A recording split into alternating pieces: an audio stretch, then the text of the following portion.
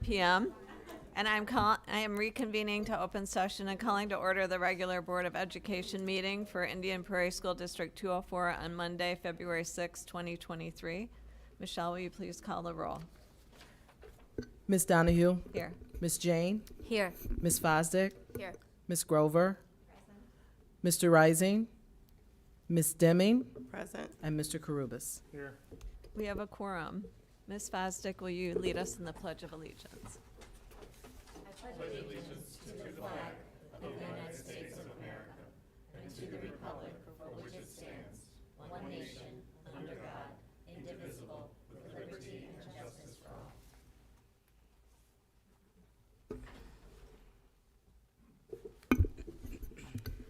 Our next board meeting will be held on Monday, February 27th. We have a few board salutes today. Ms. Jane. Indian Prairie School District Spelling Bee winners. The board salutes Gianna Sequeira, 7th grader from Scullin Middle School, who captured the first place title at the 2023 Indian Prairie School District Spelling Bee on Tuesday, January 31st. Jay Vishwanathan, 7th grader from Hill Middle School, took 2nd place, and Hans Herschel Parla, 8th grader from Granger Middle School, won 3rd place. 20 students from all 7 middle schools in the district participated in the event. The top 3 students from District 204 will compete in the Scripps-DuPage County Spelling Bee Final on Wednesday, February 22nd in Wheaton. Congratulations, Gianna, Jay, and Hans. Ms. Fosdick. District 204 educators awarded for Illinois State Board of Education 2023 Those Who Excel Awards. The board salutes May Watts Elementary School physical education teacher Terry Andrews, Fisher Middle School special education teaching assistant Patrick Kearney, and our district support team, Assistive Technology and Behavior, for being awarded for the Illinois State Board of Education's 2023 Those Who Excel Awards. The educator recognition programs acknowledge and appreciate Illinois' amazing teachers, administrators, support staff, and community members who work to make a positive impact in their schools. Congratulations to Terry, Patrick, and our district support team on receiving this prestigious award. Mr. Karubas. Waubonsie Valley Senior crowned Mr. Black Aurora. The board salutes Peter Ida, senior from the original Valley, Waubonsie Valley High School, who was crowned Mr. Black Aurora. The event was hosted by the city's African American Heritage Advisory Board at the Copley Theater. The pageant aims to provide a platform for Black students to express their talents, culture, and heritage. Peter is a poet and president of the National Society of Black Engineers Junior Local Chapter. Congratulations, Peter. Thank you. We now have a student representative report by Sophia Lee from Waubonsie Valley High School.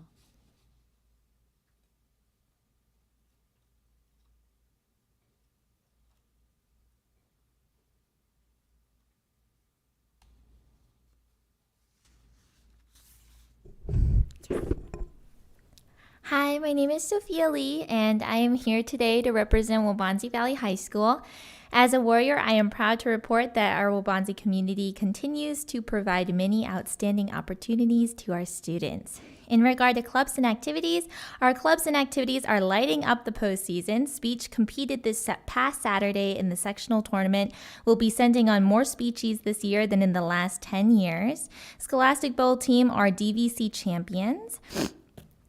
Chess team are sectional champs with a 4-0 win over Carl Sandburg, Hinsdale Central, and Neuqua Valley in the final round. We are state-bound, ranked 8th, and are excited to compete. DECA will be sending 29 students, and BPA will be sending 79 students onto their state-level competitions.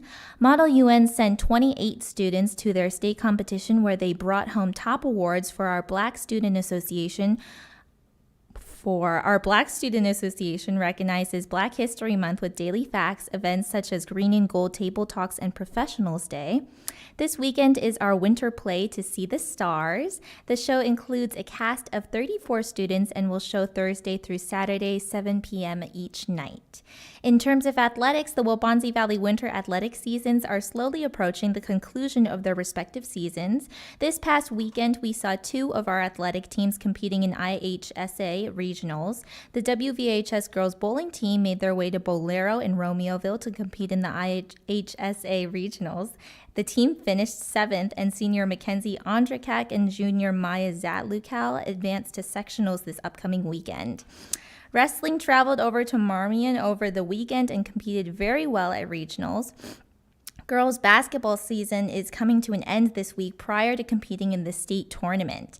This past weekend,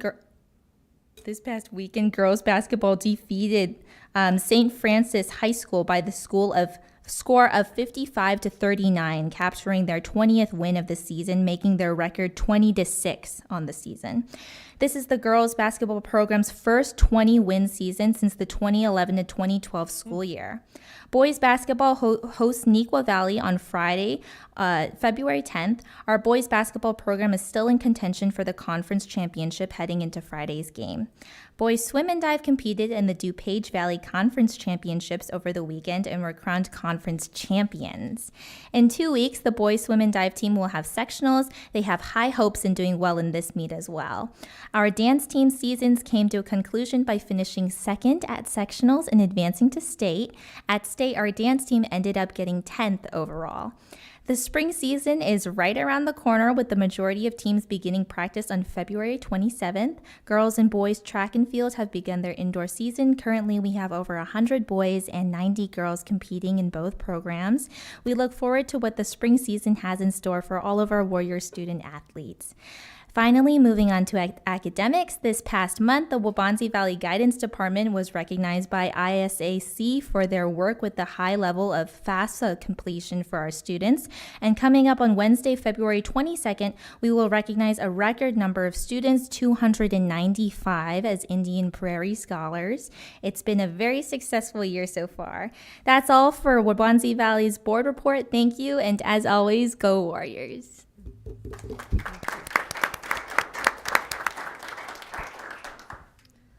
Thank you. A lot going on for sure. Next, it is now time for public comment, and 30 minutes is allowed for public comment. Each person is limited to 3 minutes. When addressing the board, we ask that you respect the confidentiality and safety of our students and school district personnel. We also ask that those addressing the board be cognizant that this is an open meeting and is available to all age groups, and as such, ask that you consider who the audience members are this evening and keep comments age appropriate. Public comment represents the voice and opinion of the speaker. There will be no feedback from the board members during the meeting, but follow-up will be provided by an administrator as appropriate. Although this is not required, it is helpful for the board to know whether the comments and concerns we hear are being raised by residents. So we ask that you state if you live in the district and if you currently have children in our schools. Tonight we have one speaker, Alicia Smith.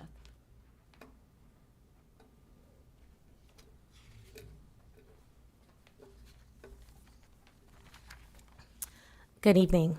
My name is Alicia Smith. My schools are Georgetown, Gombert, Kendall, Waubonsie, Gregory. I grew up in the district, I live in the district, and I worked as a teacher in the district. Indian Prairie School District 204 states that they have a commitment to equity and educational excellence, yet not all schools are included in this commitment. 4 204 schools fall below the state average in state testing: Fisher, Georgetown, Longwood, and McCarty. The teachers, students, and families are striving for educational excellence, but the administration and school board are not committed to equity for those schools. When the district designed the boundaries of Gombert, Longwood, and McCarty, it gave them a low-income, free and reduced lunch population that is more than doubled the district average of 18%. Georgetown's low-income and free and reduced lunch population is more than tripled the district average of 18%. Then, the district created even more inequity by having 3 of those schools feed into Fisher Middle School. A student attending either Georgetown or McCarty from kindergarten through 5th grade and then attending Fisher will have attended a school for 9 years that has not met the state average in testing. School districts do not have to create inequitable boundaries that cannot, or inequitable schools that cannot meet the state testing averages through their inequitable boundaries. Naperville 203 has a similar low-income free reduced lunch population to Indian Prairie School District 204. Naperville 203's low-income free reduced lunch average is 15%. Unlike 204, Naperville 203 does not have a single school with a low-income free reduced lunch average that is more than double the district average. As a result, every single school in Naperville 203 is well above the state average in state testing. 204's commitment to equity and educational excellence should be for all of its schools. The administration and school board should not be designing schools with inequitable obstacles for teachers, students, and families to overcome. We deserve to be included in the district's educational excellence. We want equitable schools for Fisher, Georgetown, Gombert, Longwood, and McCarty. Thank you. Thank you. We now move to our consent agenda items and superintendent report. We will start with the superintendent report. Dr. Talley. Thank you, Ms. Donahue, members of the Board of Education and Indian Prairie community. February is African American History Month. During this month, we celebrate the contributions that African Americans have made on our country and the world. Schools, as we've heard already from our representative from Waubonsie, have already started their activities to celebrate this month with resources that have been shared with all of our schools. The week of February 20th is Scholastic Journalism Week, which is a nationwide celebration of scholastic journalism sponsored by the Journalism Education Foundation. This year's theme is More to the Story. We celebrate each of our schools' journalism program and the students who are exploring the world of journalism. I know tonight we have a few who are here, and I hope they know how much we celebrate all of the hard work that they do in creating and reporting the news in the various formats. It's not easy, but I know that they stick to the truth, and for that I'm very pleased. I want to spotlight tonight the great success of an IPF program, Young Hearts for Life, which provides for all high school students the opportunity to have a heart screening.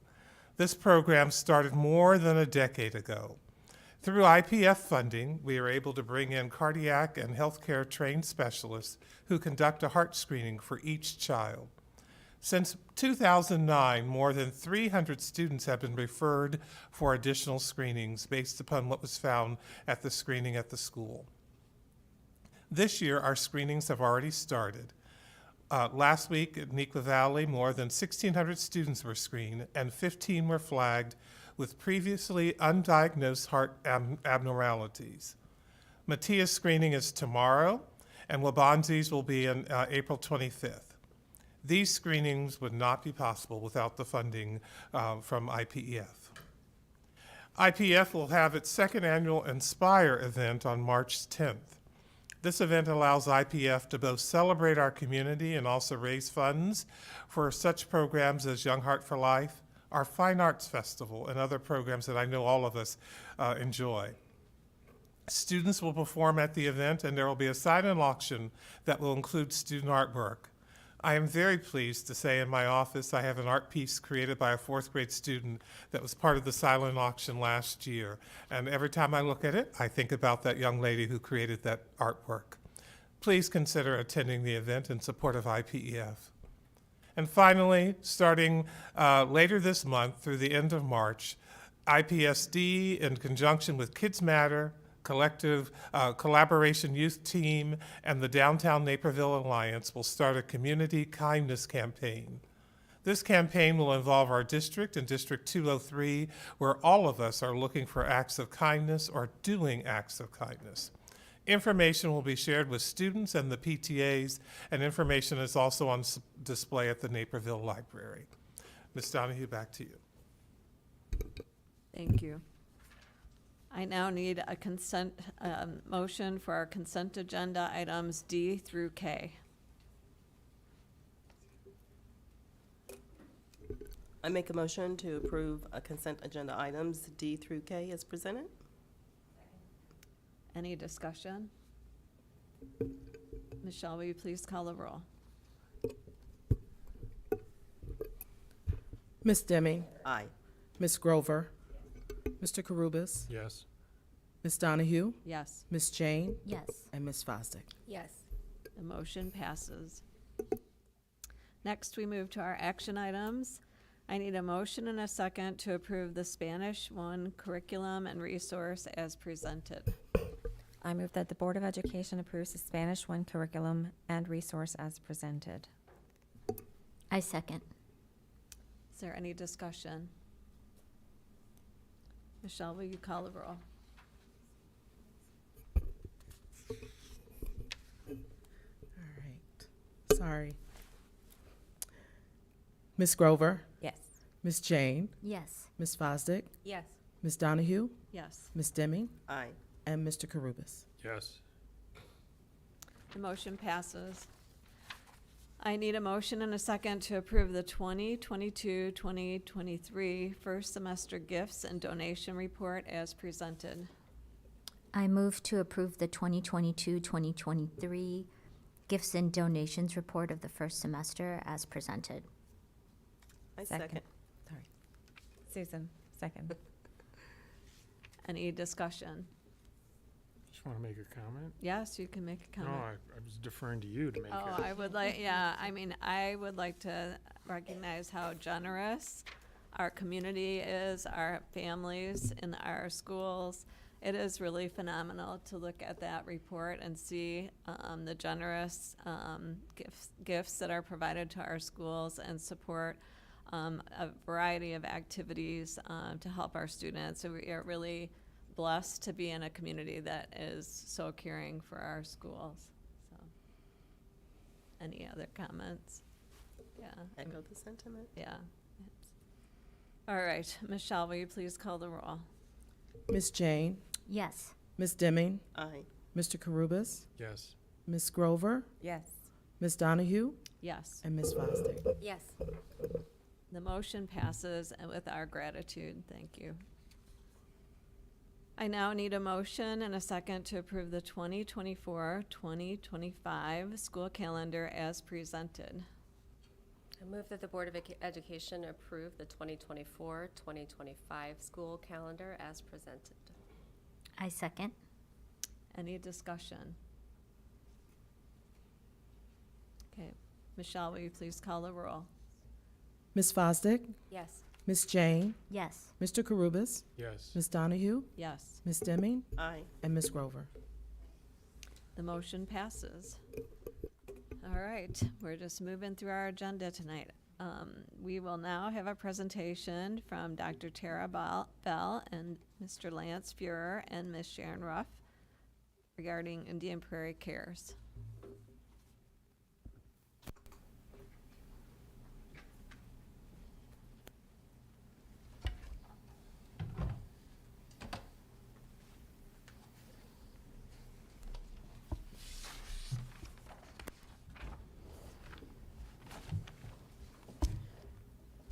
Good evening, members of the board. I'm Tara Bell, happy to be here with my colleague Lance and my colleague Sharon to share a brief update with you about the Indian Prairie Cares initiative and also talk about a recent expansion to include Nequa. Our update tonight is to let you know what has happened since our last update on Indian Prairie Cares. At the November 2022 board meeting, we asked for approval to secure funding for licensed clinicians through the Edward Elmhurst Community Investment Fund grant to offer free therapy sessions for students. Since that time, we are excited to announce that we, in fact, have had those clinicians working in schools since November. Of course, I kind of missed the slide here about board policy and strategic plan. So, of course, this project is also aligned, as was the original presentation. We developed with our contractor a website where families that are interested in receiving care can request confidentially care that is processed then through a secure server outside of Indian Prairie. And as a result of that tech component, the transmission is confidentially, essentially passed to the clinical practices that we're working with. The website, there's some screenshots here on the slide, is pretty straightforward. It's in English and Spanish, and it provides families with the opportunity to attend a wellness event, request counseling, and then meet our therapists virtually with their bios there. Also, since the November meeting, we created a suite of marketing materials to get the word out to families and schools about the opportunities. Some of those are floating around tonight, but we have some postcards, we have some flyers. They are bilingual, and we created some stickers, so those are here. Shout out to Cade Nyland, Lisa Berry, for their support. They quickly put these together. Cade, I think, was in his first week of employment when he made all of these, so quite a talent. Also an eco grad, so we're thankful to Cade for his artistic skills. And it worked. So far, we've had 120 students served. We have over 357 appointments that have been booked. And we are excited to announce that we're currently operating at scale. So we've expanded services to the feeder schools of all the 4 CARES sites. The CARES sites, again, are located at Fisher, Georgetown, Granger, and Longwood. So any student within that service area is able to request care. And at the feedback from the last meeting, board members requested some type of follow-up. So we launched with our project management team an anonymous survey that's emailed out to the email address that requested the appointment to ask some basic questions that was suggested by the board. And we did receive some lovely feedback from families noting that in one case, for example, this was a lifesaver. The family was able to get an appointment in a week versus continuing to be on the waiting list for over 2 months. All families recommended the district continue to offer these services in the future. And all but one family said they had no other options for care other than the services they received through the program. So we're excited to announce that we received additional funding through a competitive grant.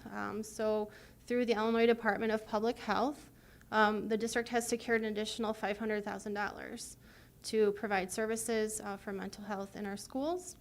That is going to be funded at NEQA with Mattia in the coming months. And we'll offer similar services through the end of this calendar year.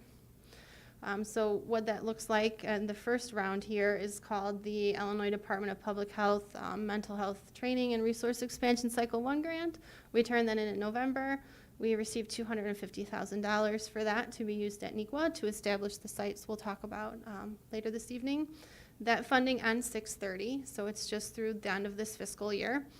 And then there's an additional cycle that opened up over winter break.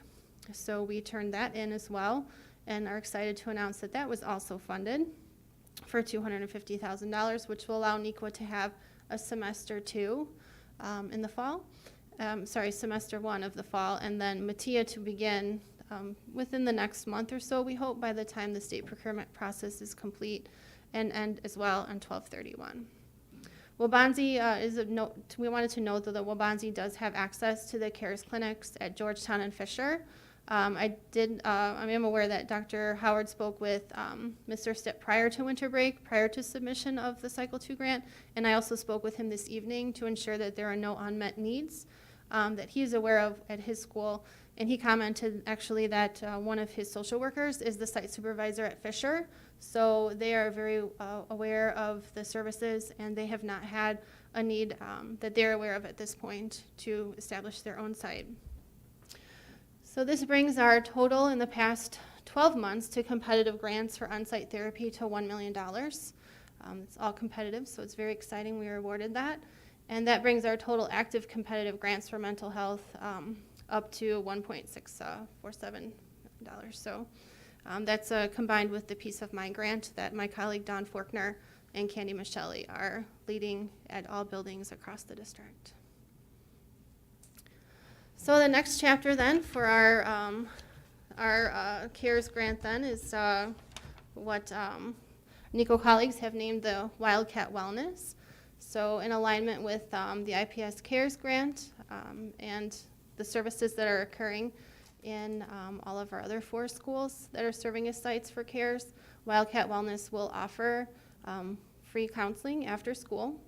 The goal is to increase access to mental health services for the school and community. And of course, all counseling services are private, individual, confidential, and where appropriate, parents and guardians will give consent. We did want to just take a moment to pause to state that while this is an initiative of the Office of the Superintendent of Indian Prairie, we are creating an after-school resource for students and families, so it's strictly an after-school resource.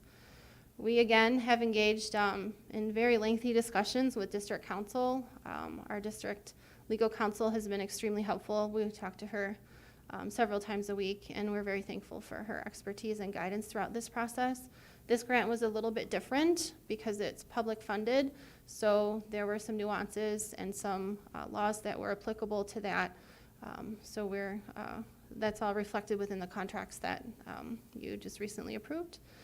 And then, of course, the majority of the project management work is undertaken by an external project management team. We're thankful for Mr. Thaker's expertise. He is, of course, a 204 grad, elementary through high school. He's given up a significant portion of his evenings and weekends, more than is really reasonable, to make sure that the projects are running smoothly at all of our schools. So we're very thankful for him for that. And our clinicians that are going to be providing the services at the NEQA site are from 2 practices that are within our local community, so we're excited to begin our appointments with them. They are not otherwise participating at the other sites, so they've devoted their extra time and their extra clinicians to NEQA.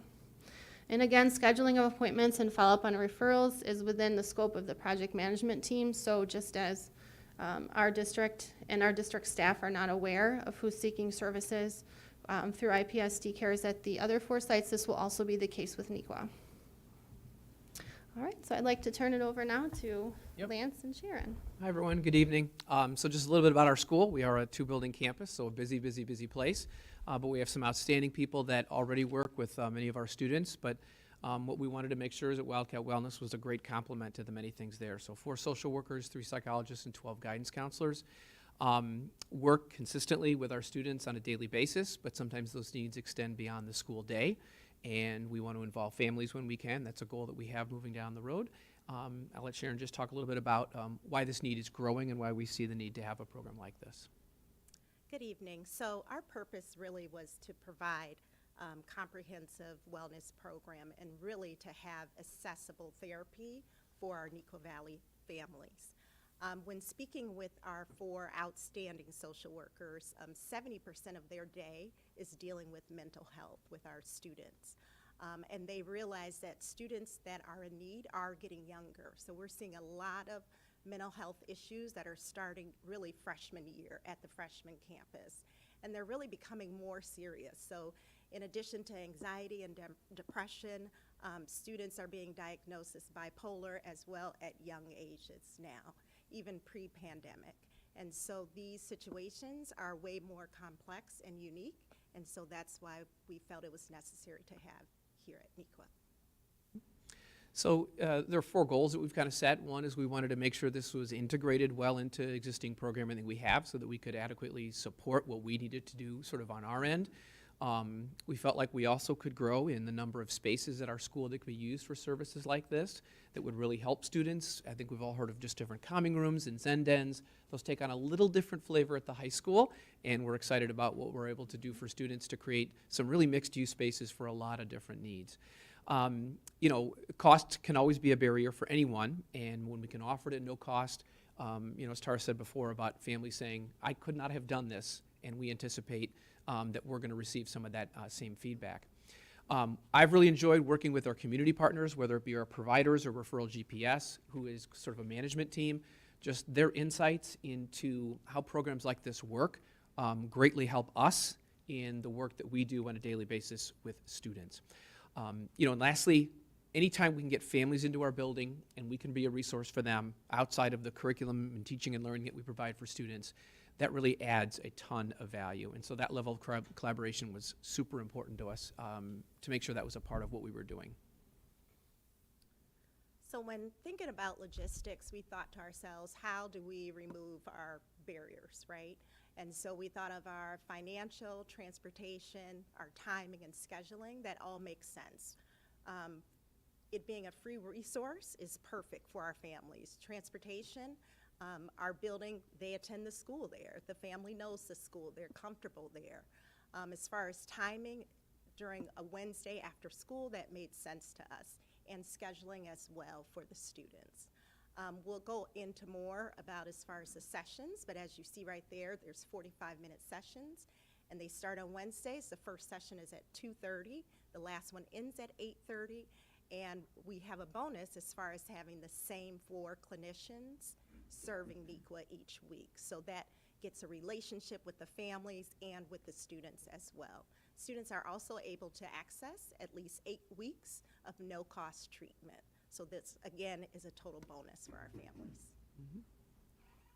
And then that brings our total weekly free counseling sessions across the district to 95 a week. It's really impressive. Just that level of support for kids is. So one of the ways, I think, to ensure that there's a really good partnership here that has some boundaries to it is what are we doing to facilitate this relationship, and then how are we meeting the standards and expectations for confidentiality that are so important, particularly when issues like this arise between families and with our students. So the district is referring families to a landing page created by Referral GPS. We distribute flyers and postcards and assist with marketing and just awareness and acknowledgement. It'll be our site supervisors. We think that's really important, just to have a familiar face when a family walks in that door, what can be a very intimidating place to some people. We provide a phone number and contact if anyone has any questions. We, from a legal standpoint, execute some contracts, which you took a look at earlier. And then we have our own kind of local project management team. Myself, Sharon, Jessica Torres-Proctor, and Beth Packer, who are Director of Guidance and one of our lead social workers, respectively, form sort of that management team that works directly with our site supervisors. In terms of confidentiality, we do not have access to any of the treatment or of attendance records of any sort. We don't schedule the appointments. That's all done independently. We do not take possession of any referral forms. We don't take any messages for therapists or serve in that function during that time. We don't track the identity of students or families that might receive care. And then site supervisors, we don't maintain that written record. The only thing that they will receive is just a sort of a rough schedule about who goes where and when and how long those sessions will last on those nights. So working with our management team and working with Referral GPS, we executed some selection criteria. We wanted, obviously, for them to have adolescent treatment experience. It was very important. Also, just a school setting that really helps relate to our goals and mission, so they can kind of piggyback on what we're doing at the school level. We wanted a large enough organization where they had the ability and capacity to serve our needs, but also to be able to staff consistently, that they had a experience with supervision, the ability to provide dual language, some technical capabilities to take this out of our hands from creating a weekly schedule, and that there would be some communications back and forth with families so that they could receive, for example, an appointment confirmation, and also a singular contact that if we really had a concern of any type, myself or Sharon was able to reach out and get some answers if we needed it. So we selected 4 clinicians. Those license checks are underway and almost completed, I think. We hope to launch with a little bit of a soft to slow start on Wednesday and then really gear up for the 15th. District Council worked in partnership with them to create those final contracts. We also felt like we wanted to choose clinicians that had a variety of either licensures or experiences. Clearly, licensed social workers, alcohol and drug experience, that is something that some of our students need, bilingual if needed, partner abuse and other family dynamics that they could dive into, professional counseling, which is a little bit different than social work but highly related, and then also a registered yoga teacher. We thought that was great. And as we explore the needs of our school, these are things we want to explore. Just even before this board meeting, Tara was on a Zoom with an art club that was meeting at one of the elementary schools, and while we necessarily wouldn't do that for high school, what are the needs of our high school kids that are outside of classic or straightforward therapy, but that would still be very beneficial to them? What would they like to engage in and would bring them a little bit of joy? We do have two clinicians that are bilingual, so that's really great too, by the way. Put that on there. And so our schedule starts February 8th and runs through May 24th. Again, it's on our Wednesdays, which is a perfect opportunity. We start our Wednesdays with Access, which is a 30-minute session in the morning for students to receive additional support from teachers. So it's kind of a great ending to the day, receiving that therapeutic support as well. It's also beneficial that there is telehealth options as well. So if there is concerns with students or families coming to the building, our clinicians will be set up as far as for telehealth also. And then as you can see there, those are our dates as well. Okay, in terms of next steps, this is our, we had a presentation this evening, and we're scheduled to start. And then of note for the future is the Cycle 2 grant, so to expand to Mattia. The services will be very similar and the timeline very similar. We just are, again, waiting for the state procurement process to complete for that grant to come on board. Thank you. All right. I guess I'll call on people. So, let's see, Ms. Fosdick, do you have any comments or questions? I do. Thank you for this presentation. I want to say first to Dr. Bell, thank you for your vigilant tracking of all the application deadlines, in addition to doing all of that work that goes into each of those to keep this process moving forward for our students and families. It's a really valuable resource for all of us to be able to build on, to have you doing that. So thank you very much for that. And thank you to Dr. Fuhr and Ms. Ruff for being so supportive of having this in another one of our schools to help our students and families. My only real question is, just for clarification for the community, can students or families reach out for help at any time during this 14-week period, or do they have to do it at the beginning? Sure. So students, the landing page will be live for the duration of the project and continue on through with Cycle 2 funding the fall as well. So at any point in time, any family member can request, access to, an appointment, and then the follow-up will come from our project management team. And if there's an appointment available, they will schedule that with the providers.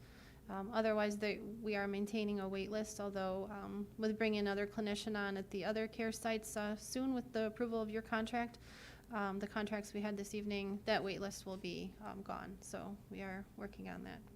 Wonderful. Thank you. Mr. Karubas. Great program. Can we look at slide 3, please? Sure.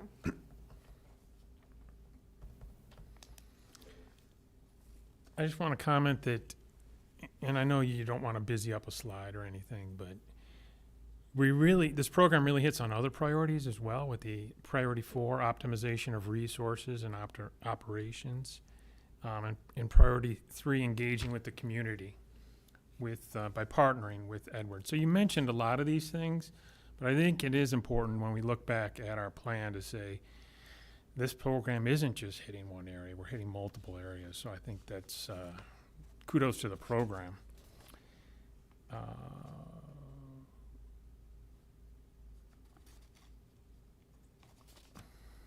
Slide 9.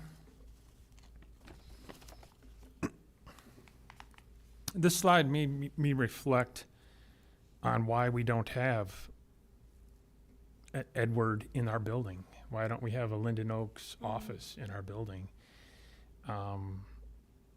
It's nice to have the health services right where the students are. But I understand the difficulty that schools are under in having to deal with public rules and private rules, public funding, private funding. So I marvel and kudos to how you threaded the needle on a lot of the legal side, the ethical side, and the contracts dealing with private operators. That's huge. And so I don't want to, I can't say enough on how just the back office getting it done on this is impressive. So thanks to you on that. Thank you. Again, our legal counsel was extremely helpful, and Dr. Talley and Mr. Akarius put in a lot of late nights and early mornings before things go out, so we appreciate their support too. On that third point there, in engaging internal stakeholders is also huge. Just having a top-down program that doesn't involve the people that are involved, doesn't get the buy-in, doesn't get the fidelity, doesn't get it actually implemented. So thanks for that. The page, slide 13. The removing the barriers is huge. That goes back to our equity statements. And you can definitely see how people that struggle with the timing of the services, getting to the services, and it's well known that there is a lot of delays with getting these services, and it's often when they don't need the delay. So removing the barriers is huge. I think that goes a long way to our legal obligation of providing an equal opportunity to all of our students. So not only our equity statement, so that's awesome. And then lastly, as with most grants, there's a sustainability issue with this. But in some aspects, that's a tomorrow problem. But we work on it today by kind of helping our students now and building a solid program with a proven success that we're able to then take and hopefully get future grants and hopefully get future funding. So we make a program that's worthy of ongoing success. So I look forward to the next report, seeing how all the great things we've done. So good job. Thank you. Ms. Grover. I want to echo what Ms. Fosdick said about thanking you for all the grants. I know we've had a grant presentation before and all the work that's been going into writing grants. We had several students here about a year ago talk about the importance of mental health in public comment, and this is great because, it's, again, recognizing student voice and the need. My one concern is sometimes a barrier could be parental approval. Because for whatever reason, a student may not want to tell their parents what they're going through.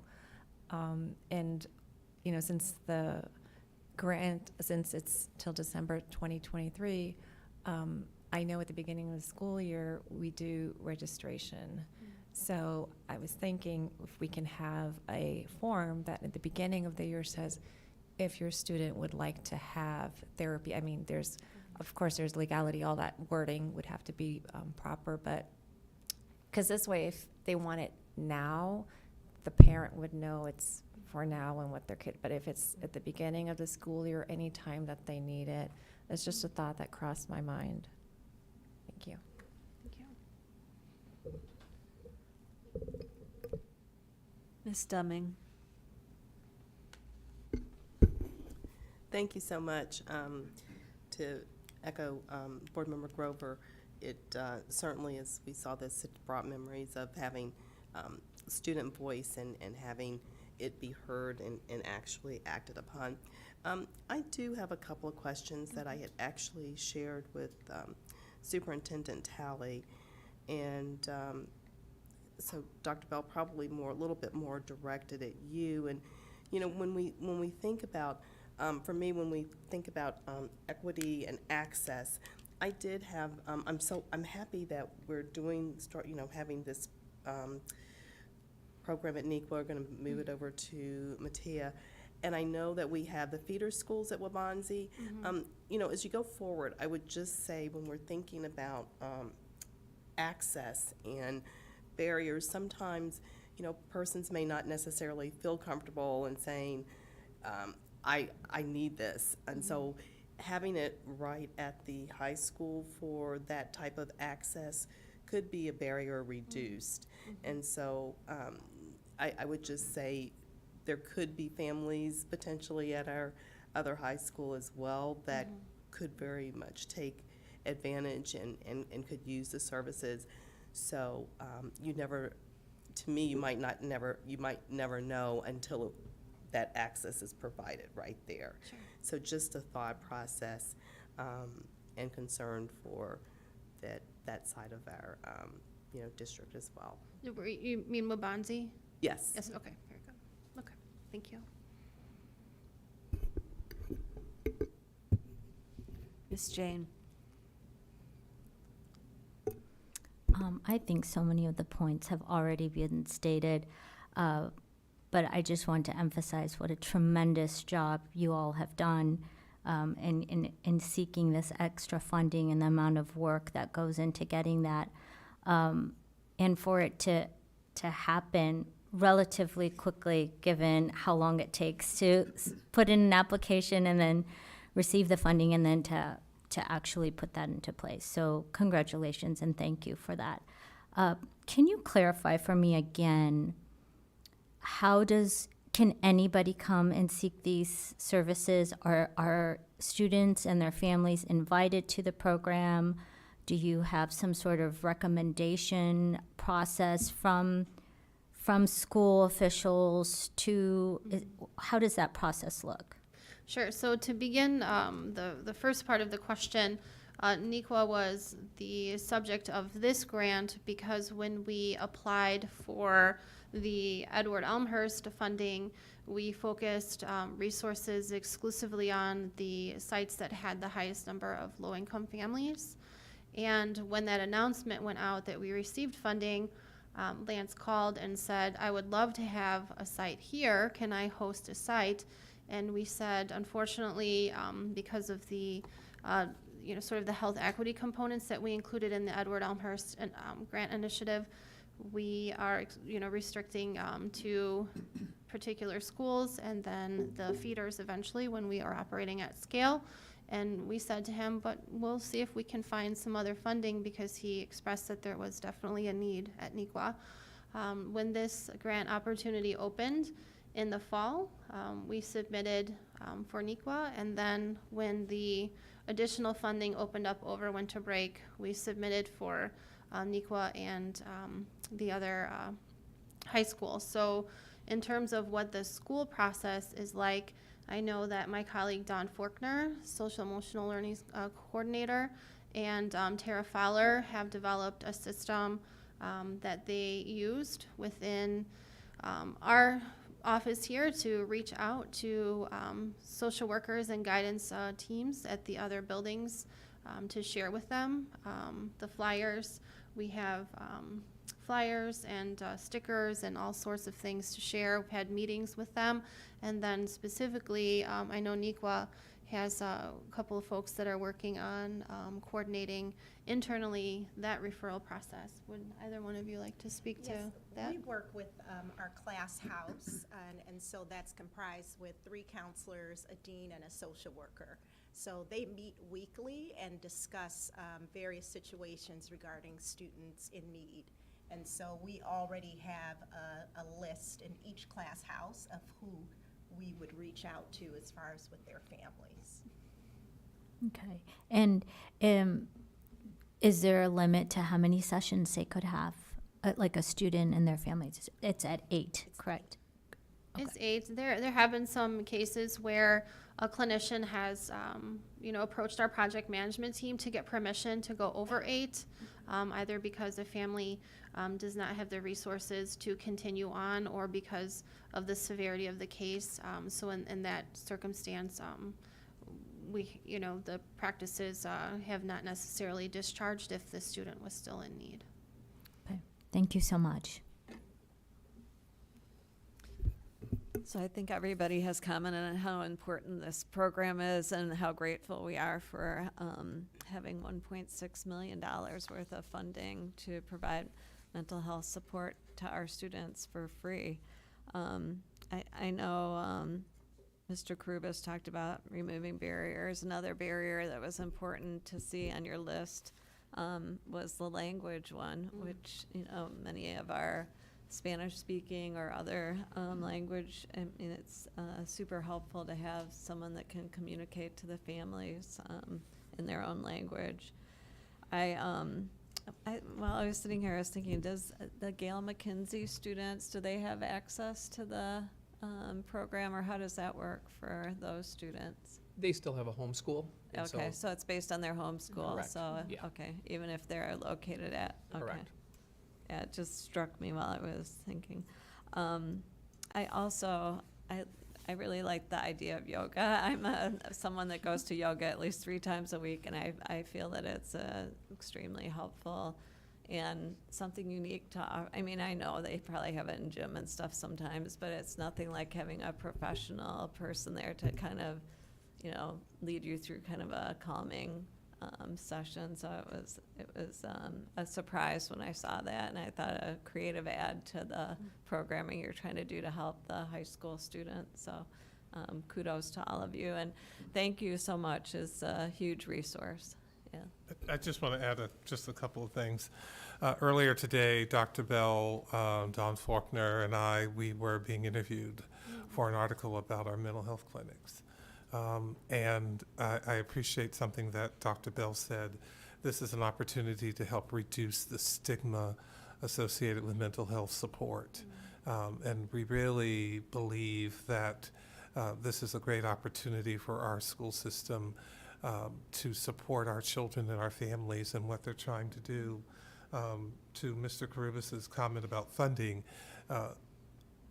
the success of this program will allow us to apply and hopefully get other funding.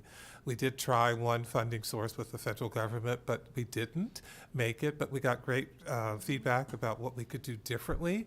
And so as we look at more opportunities, this will be stay as a focus for us to do for our children and our families going forward. And I will end by saying, and I appreciate people thanking Dr. Bell for her work on this. It is a strong team effort from Dr. Bell, Tara Fowler, Don Faulkner, and others to make this happen. Thank you very much. Okay. Our last area is legislative advocacy and you. Board of Education update. Does anyone have any items? I do. Quick thing. March 6th is a deadline for ISB panel. And every time it's been in person, the past 3 years, like when we had it online, we didn't submit anything. Last year we did, the year before. So since 2019, I'm just saying, there's no pressure. Yeah. No We pressure. should have a lot of great ideas given our work on this board and with our district, so. You're still going to help out, right? I know that.